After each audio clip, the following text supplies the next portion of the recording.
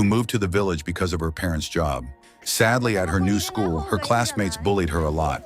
One day, Joey noticed her shoes were gone from her locker. She quickly realized it was the bullies who had taken them. Not long after, a boy named David came up to her. Out of everyone she got there, her little sister Rihanna cried and hugged her the moment she saw what kind of shape Joey was in. Joey's parents couldn't stand to see her like that, so they hugged her and Rihanna tightly. The following day, Joey and her dad went to talk to her homeroom teacher about the bullying. The teacher, Miss Rose, just said to Joey to keep going and not cause any trouble. She said Joey was going to graduate in a month anyway, and the school was going to close for good after that since no new students had signed up. Joey and her dad had no choice but to just go along with what the teacher said. When Joey came back to class, she saw that someone had carved "Just Die" on her desk. To make matters worse, Steve actually tripped her dad on purpose, causing him to fall down the stairs. The bullies put a goat's head in Joey's desk on purpose. Joey was too scared to sit, so she had to stand the whole class. When Joey got home, she found out that her dad hurt his back after Steve kicked him with a shoe that had a thumbtack on it. He didn't want his daughter to go.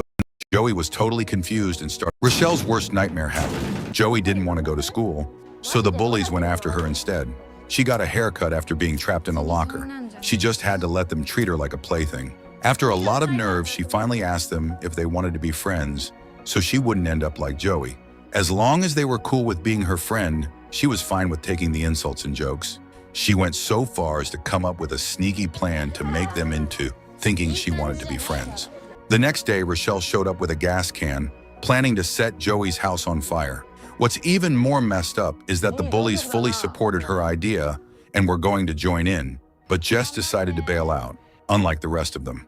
Rochelle was bummed out because she really wanted Jess, who was super intimidating, to notice her. Joey and Rihanna were having a great time walking around the village. Later, they ran into David doing what he loved best, taking pictures. Joey left with David after dropping Rihanna off at her place.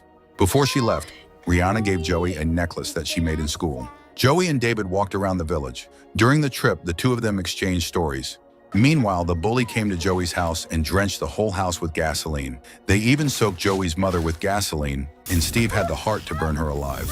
Rihanna and her father saw that, so the bullies doused them in gasoline and caused the father and little Rihanna to burn to death. In the hallways, cold and hollow gleam, a silent scream, a shattered dream. Books and fists, their laughter stings, a fragile heart bound by their strings. Joey and David got back home in the evening. After seeing her house on fire, Joey's heart was filled with fear. Joey wasted no time and went straight to her house. When she got there, she saw a bunch of people standing around outside, but her family wasn't there. It seemed like they didn't make it out of the fire. She was super mad. She couldn't help feeling bad about leaving her family at home. David quickly ran into the house and came back out with Rihanna, who was thankfully still alive, even though she had suffered really bad burns all over her body. Rihanna was then taken to the nearest hospital. She got really bad burns that could have been deadly, but luckily she made it through. Right before he passed away, her dad hugged her to